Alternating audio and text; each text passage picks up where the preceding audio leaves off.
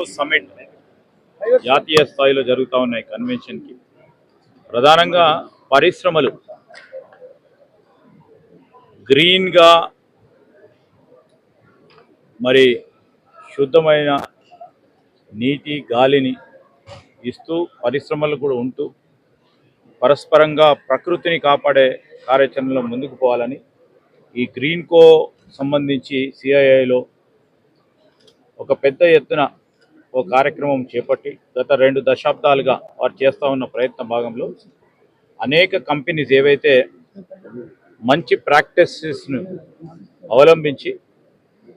మరి carbon dioxide ఎమిషన్లో కానీ కాలుష్య నివారణలో కానీ వారు చేసే ప్రయత్నానికి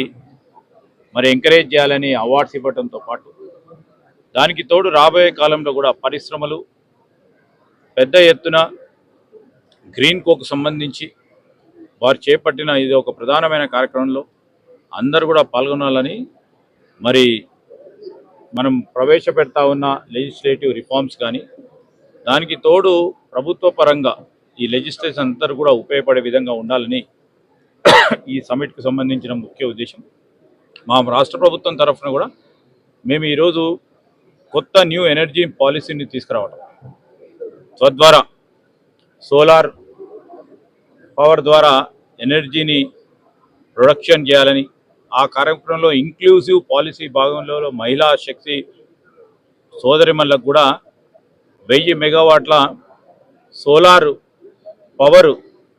చిన్న పరిశ్రమను ఏర్పాటు చేయడానికి పాలసీ విధానమే కానీ దాదాపు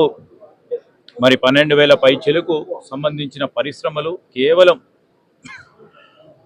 గ్రీన్ ఎనర్జీని ఉపయోగించుకొని ముందుకు పోవాలనే ఒక పాలసీ నిర్ణయాలకు కూడా ఈరోజు